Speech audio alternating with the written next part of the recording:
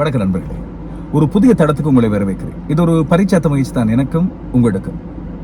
இது எவ்வாறு அமைய போகிறது என்று சொல்லி நிச்சயமாக தீர்மானிக்க போவது நீங்கள் தான். எவ்வளவு நேரம் வேண்டுமானாலும் பேசலாம் இந்த தடத்திலே, ஆனால் அதிலே சில பிடித்த விஷயங்கள் இருக்க வேண்டும், ரசனைகளை பகிர்ந்து கொள்ள வேண்டும் என்று யோசித்தேன். எனவே இது ஒரு ஆரம்பம். இந்த முதலாவது காணொளியை பார்த்து முழுவதுமாக பார்த்து கேட்டு உங்கள் கருத்துக்களை பகிர்ந்து கொள்வதன் மூலமாக தொடர்ந்து வரும் காணொளிகளை நாங்கள் கட்டமைத்துக் கொள்ளலாம்.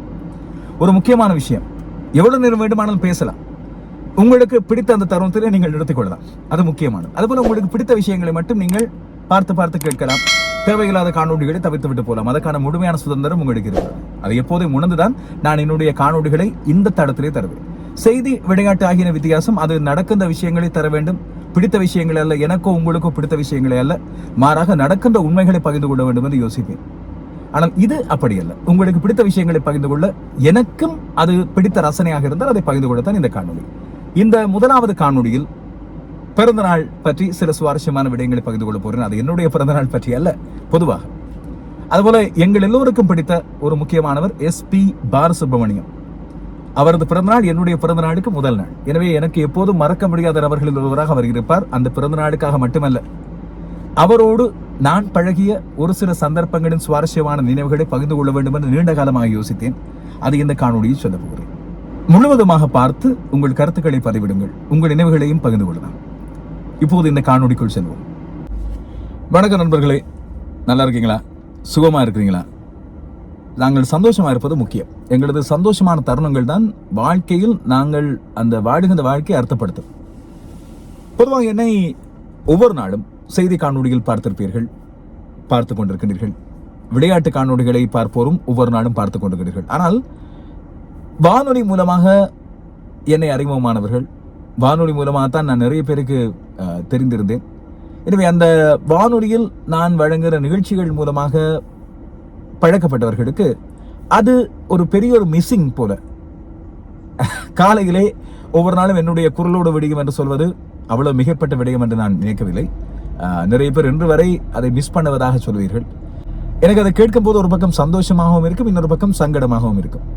எனக்கு இப்போதும் காலைகள் அவ்வாறு தான் விடுகின்றன. என்னுடைய காலை பொழுது பிள்ளைகளை பாடசாலைக்கு கொண்டு போய் விடுவது, அதுக்கு பிறகு என்னுடைய வழக்கமான வேலைகள், இப்படியான விஷயங்களோடு போய்கொண்டிருக்கும். ஆனா அந்த காலையில வானொலி கேட்டு புத்துணர்ச்சியோடு ஆரம்பிப்பது என்று சொல்லுகின்ற நீங்கள் சொல்கின்ற அந்த விஷயம், என்னென்ன புன்னகை பாட்டு, அதுக்கு பிறகு நான் சொல்கிற ஏதோ ஒரு விஷயம் உங்களுக்கு பயனுள்ளதாக இருந்திருக்கும். உங்களுக்கு பிடித்தமான விஷயம் ஒன்று நான் சொல்லியிருப்பேன். நான் சொல்கிற விஷயங்கள் ஏதோ ஒரு விதத்தில் உங்களுக்கு அந்த காலை பொழுதை அழகாக்கி தந்திருக்கும், இல்லாவிட்டால் அர்த்தம் உள்ளதாக்கி தந்திருக்கும். அதை ரொம்ப மிஸ் பண்ணுகிறோம் என்று சொல்லி பல பேர் சொல்லியிருந்தீர்கள். நானும் அதை ஈடுகட்டுவதற்கு இந்த பாட்காஸ்ட் மாதிரி ஏதாவது ஒன்று செய்யலாம் என்று சொல்லி முயற்சியும் எடுத்திருந்தேன்.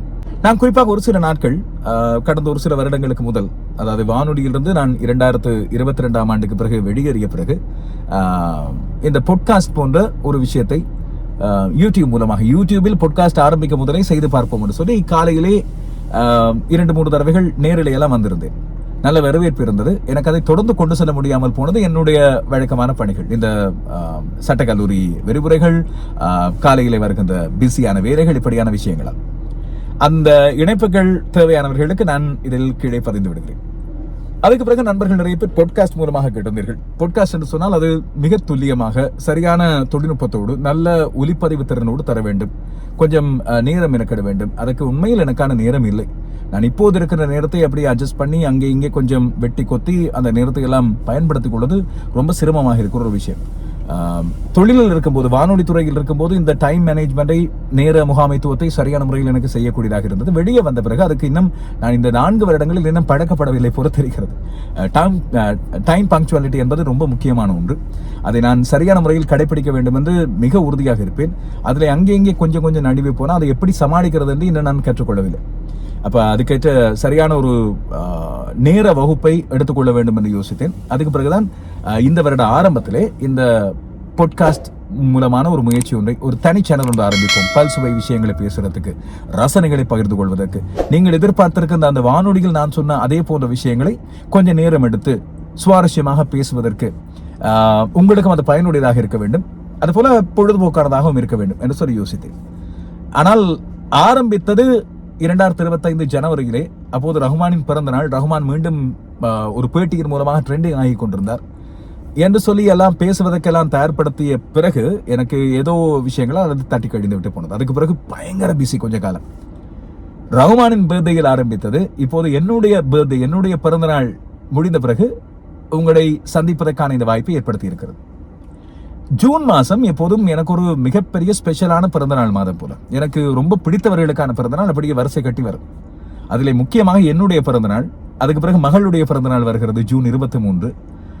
இடையிடையே இன்னும் பல உலக பிரபலங்கள் எனக்கு பிடிக்குமோ இல்லையோ உங்களில் பல பேருக்கு பிடித்திருக்கும், அவர்கள் எனக்கும் பிடித்தவர்களாக இருக்கின்றார்கள். குறிப்பாக என்னுடைய பிறந்த நாளுக்கு முதல் நாள் ஜூன் 5க்கு முதல் நாள் ஜூன் 4 நான் மிகவும் நேசிக்கின்ற ஒருவர், என்னோடு எந்த விதமான ரத்த பந்தமும் இல்லாமலே அவர் இறந்த போது நான் 2-3 நாட்கள் தொடர்ச்சியாக அழுது கொண்டே இருந்தேன். இப்போதும் அவருடைய பாடல் கேட்கும் போது இப்போதாவது கண்ணில் நீர் வரும்.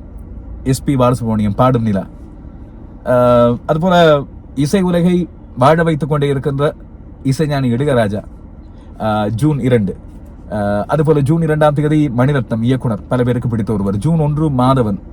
இன்னும் பல பேர் இருக்கலாம். உங்கள் யாருக்காவது பிறந்தநாள் கூட இருக்கலாம். சந்தோஷமாக கொண்டாடுங்கள். காரணம், உலகத்திலே ஒருவர் பிறந்தநாள் கொண்டாடும் போது அவரோடு சேர்ந்து 20 லட்சம் பேர் பிறந்தநாள் கொண்டாடுகின்றார்களா. என்னோடு சேர்ந்து 20 லட்சம் பேர் கொண்டாடி கொண்டிருப்பார்கள். எனக்கு தெரிந்த என்னுடைய ஃபேஸ்புக்கிலே பழக்கமான ஒரு 10-15 பேர் கூட அந்த நாளில் கொண்டாடுகின்றார்கள். அவர்களுக்கெல்லாம் விஷ் யூ தி சேம் சொல்லக்கூடியதாக இருக்கும். எனக்கு உங்களது குடும்பத்தில் யாராவது என்னோடு சேர்ந்து பிறந்தநாள் கொண்டாடுவராக இருக்கலாம்.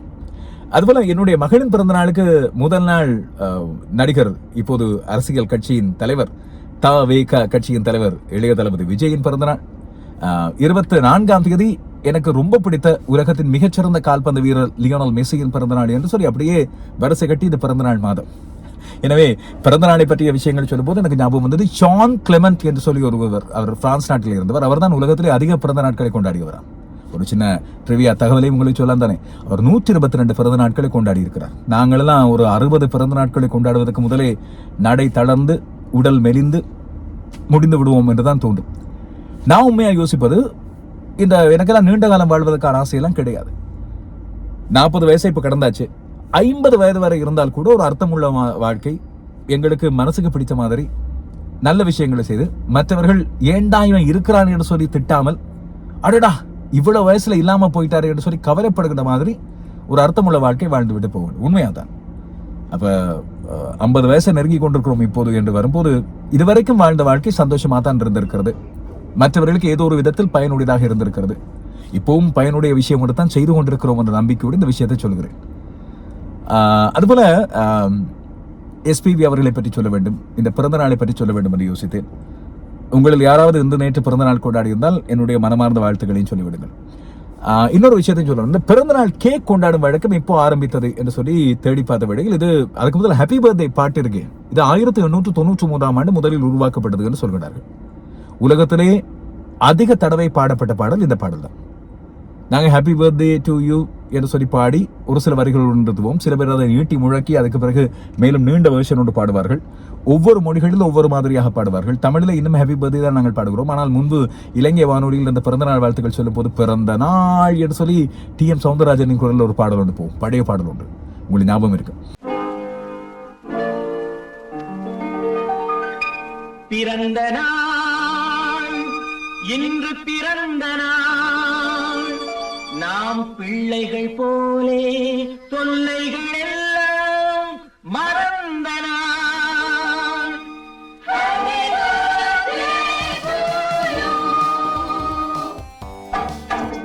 இன்னும் பல்வேறு மொழிகளில் வேறு வேறு விதமாக பாடுகின்றார்கள். ஆனால் அந்த டியூன் மட்டும் இன்னும் மாறவில்லை. அதே மெட்டிலே தான் இன்னும் பாடிக்கொண்டிருக்கிறோம். இந்த ஹாப்பி பர்த்டே பாடல் ஒரு பக்கம் இருக்கு. இந்த பர்த்டே கேக் கொண்டாடும் வழக்கம் கிரேக்க தேசத்திலிருந்து ஆரம்பித்தது என்று சொல்கிறார்கள். அதாவது கிறிஸ்துவுக்கு முன் அவர்கள் அப்பொழுது கேக் போல ஒரு தேனடை வடிவத்திலே ஒரு பண்டம் ஒன்றை உருவாக்கி அதற்கு மேலே மெழுகுதிரி, அந்த காலத்திலே மெழுகுதிரி அவர்கள் உருவாக்கி இருந்தார்கள். அந்த மெழுகுதிரியை நட்டு வைத்து அவர்கள் அந்த பிறந்த நாளை கொண்டாடும் போது அந்த மெழுகுதிரியிலிருந்து வருகின்ற புகை வானத்தில் இருக்கிற தங்கள் கடவுளர்களுக்கு போய் சேரும் என்று அவர்கள் மனப்பூர்வமாக நம்பினார்களாம்.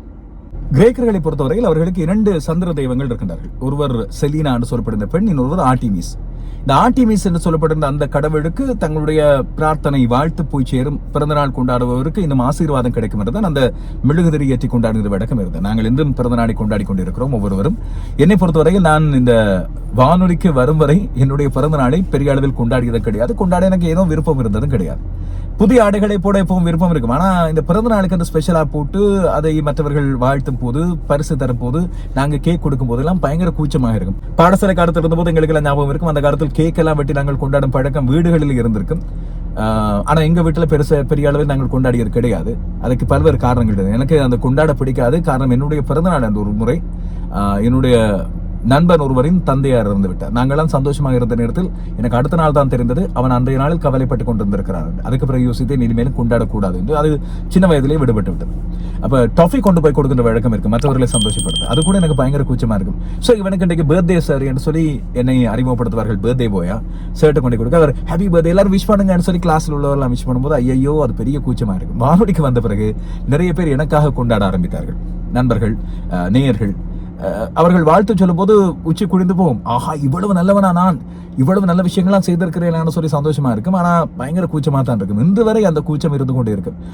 இம்முறையும் எக்கச்சக்கமான வாழ்த்துக்கள் ஃபேஸ்புக்கிலே, சமூக வலைத்தளங்கள் மூலமாக, கால் மூலமாக, வாட்ஸ்அப், இப்படி நிறைய வாழ்த்து. இப்போ யூடியூப்ல வேறு நிறைய நண்பர்கள் புதுசாக சேர்ந்திருக்கின்றார்கள், ஆயிரக்கணக்கானவர்கள். வாழ்த்தும் போது மகிழ்ச்சி. அது ஏதோ ஒரு விஷயத்தில் நாங்கள் அவர்களுக்கு பிடித்த மாதிரி நடந்திருக்கிறோம், நல்ல விஷயங்கள் ஏதோ செய்ய முயற்சித்திருக்கிறோம், இல்லாவிட்டால் நல்ல விஷயங்கள் செய்து கொண்டிருக்கிறோம் என்ற சந்தோஷம் இருக்கு. ஆனா அதை பெரிய அளவில் ஆடம்பரமாக கொண்டாடுவதெல்லாம் பிடிக்காது. எனக்கு பிடித்த மாதிரி இந்த முறையும் மனைவி சீஸ் கேக் கொண்டு செய்தார். எனக்கு ரொம்ப பிடித்தது. அதை குடும்பத்தாரோடு சேர்ந்து சந்தோஷமாக கொண்டாடினேன், இல்லாவிட்ட சாப்பிட்டு மகிழ்ந்தேன். அதான் கொண்டாட்டம். மதிய உணவு அவ்வளவுதான், முடிஞ்சு போச்சு. நண்பர்களுக்கு கால்ஸ், அவ்வளவுதான். பெரிய அளவு பார்ட்டி போட்டு ஆடம்பரமாக கொண்டாடுற இப்படியான விஷயங்கள்லாம் பிடிக்காது. ஒவ்வொருவருக்கும் ஒவ்வொரு விதமா இருக்கும்.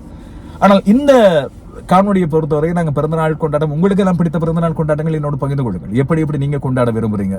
இல்லாவிட்டால் ஆடம்பரமாக நண்பர்களோடு கொண்டாடுவது தான் பிடிக்குமா? ட்ரீட் வைத்து கொண்டாடுவது சில பேருக்கு அது ஒரு பிடிக்கும். அது ஆடம்பரத்தை மட்டும் நான் சொல்லவில்லை. சில பேர் அப்படி கொண்டாடுவது தவறு என்று சொல்ல மாட்டேன். அது ஒருவருடைய விருப்பம். நண்பர்களை மகிழ்ச்சிப்படுத்துவது, அன்றைய நாள் நாங்கள் பிறந்த சந்தோஷம் அவர்களுக்கு வந்து சேரட்டும் என்று சொல்லி. சில பேர் பிறந்ததே மற்றவர்களுக்கு தொல்லையா இருக்கும், அது வேறு கதை. ஆனால் சரி, அன்றைய நாளாவது சந்தோஷப்படுத்துவோம் என்று கொண்டாடுவார்கள். தர்ம காரியங்களை பல பேர் செய்வார்கள். எங்களால் முடிந்த தர்ம காரியங்களை செய்யத்தான் வேண்டும். அது வலது கை செய்வது இடது கைக்கு தெரியக்கூடாது என்று சொல்வார்கள். நான், மனைவி, என்னுடைய குடும்பத்தவர்கள் செய்கின்ற இப்படியான நல்ல விஷயங்களை பெரிய அளவில் விளம்பரப்படுத்துவதில்லை. ஆனால் அரசியலுக்கு வந்த பிறகு நிறைய பேர் சொன்னார்கள், இதெல்லாம் படம் எடுத்து வச்சுக்கொள்ளணும், வீடியோ எடுத்து வச்சுக்கொள்ளணும், இல்லாட்டா ஆதாரம் கேட்பாங்கன்னு சொல்லி. அதுக்காக செய்த உதவிகளுக்கெல்லாம் விளம்பரப்படுத்துவதற்கு வீடியோ எடுத்து வைத்துக் கொள்ள முடியுமா? மற்றவர்களை கேவலப்படுத்துவது மாதிரி இருக்காதா?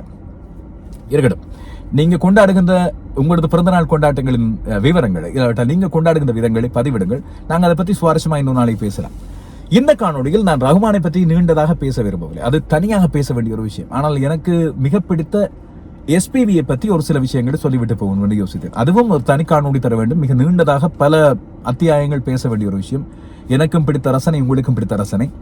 ஆனால் எஸ்பிபியை பற்றி சொல்லும் போது எனக்கு எப்போதும் உருகி போய்விடும். நான் அவரை 2 தடவைகள் நேரடியாக சந்தித்து ஸ்பரிசித்து உருவாடக்கூடிய, அவரோடு பேசக்கூடிய, அவரது பாடல்களை அவரே பாடி கேட்கக்கூடிய வாய்ப்பு எனக்கு கிடைத்தது.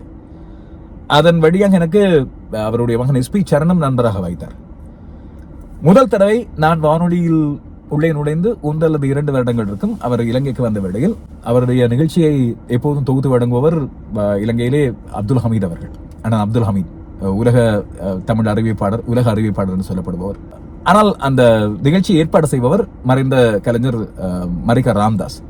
அப்போ ஒரு நாள் அழைத்திருந்தார். SPB அவர்கள் ஒத்திகை பார்ப்பதற்கு முதல் நாள் வந்திருந்தார். ஒத்திகை பார்ப்பதற்கு செல்வதற்கு முதல் ஒரு சில மணித்தியாலங்கள் அவர் ஹோட்டலில் இருந்த வேளையில் ஒரு பெரிய ஸ்வீட் ஒன்று அவருக்கு ஏற்பாடு செய்யப்பட்டிருந்தது. அவரது மகன் சரணம் வந்திருந்தார். ஏதோ ஒரு வாய்ப்பை கிடைத்து ராமதாஸ் அங்கிடம் கெஞ்சி கூத்தாடி அவரை சந்திக்கக்கூடிய வாய்ப்பு ஒன்று வந்தாச்சு. அப்போது நான் சக்தி FM வானொலியில் பணியாற்றி கொண்டிருந்தேன். எழிலனாதான் அப்போது எங்களுடைய முகாமையாளர். அவரிடம் அனுமதி கேட்டு எனக்கு கடமை இல்லாத நேரத்தில் தான் SPB அவர்களை பார்க்க போயிருந்தேன். மாலை வேளை, நன்றாக ஞாபகம் இருக்கிறது. அந்த வேளையில் எனக்கு ஒரு பெரிய ஒரு எதிர்பார்ப்பும், ஒரு சின்ன பையனுக்கு இருக்கிற ஒரு ஃபேன் பாய் மொமெண்ட் தானே அது. முதல் தடவையாக சந்திக்கிற நேரமே அவர் எவ்வளவு மிக டவுன் டு இந்த தன்னடக்கமான மனிதர் என்பதை உணர்ந்து கொள்ளக்கூடியதாக இருந்தது. அவர் நான் சந்திச்சு எனக்கு மிக பிடிக்கும் உங்களை, நான் உங்களுடைய பயங்கர ரசிகன் என்று சொன்னவுடன், ராம்தாஸ் அங்கிள் என்னுடைய தாத்தா லண்டன் கந்தையா சானா அவர்களது காலத்திலேயே அவரோடு சேர்ந்து நாடகம் நடித்தவர் என்ற அடிப்படையில் என்னை பற்றி ஆஹா ஓஹோ என்று அங்கே இங்கே கொஞ்சம் சொல்லிட்டார். நான் அதையெல்லாம் பெரிய கூச்சமாக எடுத்துக்கொண்டு சரி அது தாத்தா, இது நான் இப்போதான் வானொலி துறையில் ஆரம்பித்திருக்கிறேன் என்று சொல்லி அவரிடம் நான் உங்க ரசிகன் அவ்வளவுதான் என்று சொல்லி இருக்க, அவர் பாப்பா உட்காருன்னு சொன்னார். நான் அவர் எனது பெரிய ஒரு சோஃபா அதெல்லாம் இருக்கு, கீழே இந்த கம்பளம் மாதிரி இருந்த அந்த கம்பளத்தில் இருக்கும், அவரும் கீழே இருந்துட்டேன். நான் சொன்னேன் ஐயோ மேலே இருங்க நீங்க சொல்ல, இல்ல பரவாயில்ல நானும் இருக்கேன் சொல்லி கீழே இருந்து அவர் என்னோடு இருந்து இந்த அளவளவிய விதம் ஒரு இவரில் என்ன ஒரு பெரிய சிகரம். நாங்களாம் எப்படி என்று யோசிக்கும் போது அவர் பேசிய மிக கேஷுவலாக பேசிய விதம் எனக்கு அந்த இடத்திலே ஒரு கலைஞரை நாங்கள் ரசித்திருக்கிறோம் என்பதை தாண்டி ஒரு நல்ல மனிதரை நாங்கள் விரும்பி இருக்கிறோம் என்று என்ன நினைத்தே, என்னுடைய ரசனை நினைத்தே எனக்கு பெருமையாக இருந்தது. அன்று அவர் மீதான மதிப்பும் விருப்பமும் இன்னும் 2, 3, 4, 5, 100 மடங்கு அதிகரித்திருந்தது. அப்போ எனக்கு பிடித்த அவருடைய பாடல்களை பற்றி சொல்லிக் கொண்டிருந்தேன். என்ன சத்தம் இந்த நேரம், வண்ணம் கொண்ட வெண்ணிலவே, இதயம் ஒரு கோயில், இப்படியான பாடல்கள் சொல்லிக் கொண்டிருந்த போது ஒரு சில பாடல்களை பாடினார். ஒரு பாடல் நான் அவரை பாட சொல்லி கேட்டும் அவர் சொன்னா இல்ல இப்ப முடியாது பிறகு பாடுறேன் சொல்லிட்டார். என்ன பாட்டு நினைக்கிறீங்க நீங்க?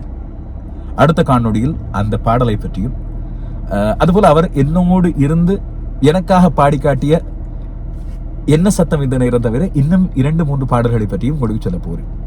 இது முதலாவது சந்திப்பு இலங்கையில் இடம்பெற்றது. அதற்கு பிறகு எஸ்பி பாலசுப்ரமணியம் அவர்களை அவரது வீட்டுக்கு சென்றே சந்திக்கக்கூடிய ஒரு வாய்ப்பு எனக்கு கிடைத்தது ஒரு சில ஆண்டுகளுக்கு பிறகு. அப்போது நடந்த சில சுவாரஸ்யமான சம்பவங்களையும் உங்களோடு பகிர்ந்து கொள்ள வேண்டும் என்று யோசிக்கிறேன். ஆனால் துரதிர்ஷ்டவசமாக அந்த கீழே ஜமுக்காலம் இல்லாவிட்டால் அந்த கம்பளத்தில் அந்த காப்பீட்டிலிருந்து நாங்கள் தான் பேசிக் கொண்டிருந்தோமே, அதை புகைப்படம் எடுத்திருந்தார் ஒரு கலைஞர். அதுக்கு பிறகு எனக்கு அதை எடுத்துக்கொள்ளக்கூடிய வாய்ப்பை இதுவரை கிடைக்கவில்லை. நினைவுகளை பகிர்ந்து கொள்ளும் போது கட்டாயமாக ஞாபக தவறுகள் நிறைய விடப்படக்கூடிய வாய்ப்பு இருக்கும். ஆனால் அந்த தவறுகளை விடக்கூடாது என்று நான் நினைக்கிறேன். அந்த எஸ்பி பாலசுப்ரமணியம் அவர்கள் இலங்கையில் 99, 2000 ஆண்டுகளில் வந்த அந்த இசை நிகழ்ச்சியை நடத்தியவர் காலஞ்சென்ற அன்புக்குரிய அண்ணா மாருதி குமார் அவர்கள், நவநாதன் குமார் என்று அழைக்கப்படுகின்ற மாருதி குமார் அவர்கள். அவருடைய மகன் சுஜி அப்போது சின்னவர், அவரும் சேர்ந்துதான் அந்த நிகழ்ச்சி ஏற்பாடுகளை செய்திருந்தார். எனவே அந்த புகைப்படத்துக்கு உண்மையில் பொறுப்பாக இருந்தவர் மாருதி குமார் அண்ணா. அவர் தான் யாரோ ஒருவரை வைத்து அந்த புகைப்படத்தை எடுத்திருந்தார். கடைசி வரை எனக்கு அந்த புகைப்படம் கிடைக்கவில்லை. ஆனால் மாருதி குமார் அண்ணா இறப்பதற்கு ஒரு சில நாட்களுக்கு முதல் என்னோடு பேசிய போது ரோஷன் நிறைய படங்கள் இருக்கு, நான் எப்படியாவது உங்களிடம் சேர்ப்பிக்கிறேன் என்று சொல்லி சொன்னார். பிறகு சுஜியும் கூட அதுக்கு பிறகு என்னோடு பேசியிருந்தார். நானும் அதை ஞாபகப்படுத்தவில்லை. எப்படியாவது அது பொக்கிஷமான சிறு புகைப்படங்கள் எடுக்க வேண்டும். முக்கியமாக எஸ்பிபி அவர்களோடு எடுத்துக்கொண்ட அந்த புகைப்படத்தை கட்டாயமாக எடுத்துக்கொள்ள வேண்டும். எடுத்தால் நிச்சயமாக உங்களோடு பேஸ்புக்கிலே மட்டுமல்ல, இன்ஸ்டாகிராமில் மட்டுமல்ல, இங்கேயும் பகிர்வேன். எஸ்பிபி அவர்கள் எனக்காக பாடிய பாடல்கள் இவை. அதுபோல் அவர் பாட மறுத்த 2 பாடல்கள் இருக்கின்றன. ஆனால் எனக்கும் அந்த பாடல்கள் பிடித்திருக்கும், உங்களுக்கும் பிடித்திருக்கும். அவை பற்றி நாங்கள் அடுத்த காணொளியில் பேசுவோம். இதே போல இந்த தொடர்ந்து வரப்போகிற இப்படியான காணொளிகளில் நாங்கள் பல்சுவையான விஷயங்களை பேச போகிறோம். அந்தந்த நாளில் நடந்த சில முக்கியமான விஷயங்கள், செய்திகளை பற்றிய விமர்சனங்களாக இருக்காது, ஆனால் ஏதோ எங்களோடு தொடர்பட்ட விஷயங்களாக இருக்கும், அதை பற்றி பேசுவோம். நான் முன்பு என்னுடைய காலை நிகழ்ச்சிகளில் என்னென்ன விடயங்களை சொல்லிவிட்டு போவேனோ, கஞ்சிபாயை எப்படி கூட்டிக் கொண்டு வருவேனோ, அதே போன்ற சில அம்சங்களை இங்கேயும் சேர்த்துக் கொள்ளலாம் என்று யோசிக்கிறேன். உங்களுடைய கருத்துக்கள் என்ன? என்னென்ன விஷயங்களை பற்றி பேசலாம்? எதை பற்றி பேசினால் இன்னும் அதிக சுவாரஸ்யமாக நீங்கள் கேட்பீர்கள்? இது முக்கியமானது. காலத்துக்கு ஏற்றது போல நம்ம இந்த ட்ரெண்டிங் கேட்டது போல நிறைய விஷயங்களை மாற்றி கொடுத்தானே வேண்டும். அதுக்கேற்றது போல மாறுவதற்கு நாங்களும் தயாராகத்தான் இருக்க வேண்டும். எனவே அதை பற்றியும் உங்களுடைய கருத்துக்களை பதிவிடுங்கள். தொடர்ந்து வரும் நாட்களில் எனக்கு நேரம் கிடைக்கும் போதெல்லாம் இப்படியான காணொலிகளை பதிவிடுகிறேன். அநேகமான காணொலிகள் இந்த இடத்திலிருந்து தான் வரும் என்று நான் நினைக்கிறேன். காரணம், வாகனத்திலே தான் அநேகமான பொழுதுகள் இங்கே கொழும்பிலே போய் கொண்டிருக்கின்ற போக்குவரத்து நெரிசல் மத்தியில். எனவே நேரம் கிடைக்கும் போதெல்லாம் இங்கே கொஞ்சம், வீட்டிலே கொஞ்சம், அலுவலகம், கலையகம் போன்ற இடங்களில் கொஞ்சம் கொஞ்சம் என்று சொல்லி காணொலிகளை பதிவிடலாம். ஆனால் ஒன்று, அது சுவாரஸ்யமானதாக இருக்க வேண்டும் என்று யோசிப்பேன். சில காணொலிகள் நீண்டதாக பேச வேண்டியிருக்கும். அதில் நீங்கள் பொருத்தமான அளவு நேரம், உங்களுக்கு பொறுமையான அளவு நேரம் கேட்டுட்டு நீங்க அப்படியே ஸ்கிப் செய்து கொண்டு போகலாம். சில காணொலிகள் குட்டியாக இருக்கும். அந்தந்த சந்தர்ப்பத்துக்கு போல அந்த காணொலிகளை பதிவிட்டு உங்களுக்காக தர முயற்சிப்பேன். கருத்துக்கள், விமர்சனங்கள் ஆகியன மிக முக்கியமானவை. அதே போல இன்னொரு விஷயம், இந்த காணொலிகளை பார்க்கும்போது உங்களுக்கு ஒரு விஷயம் தெரியும்.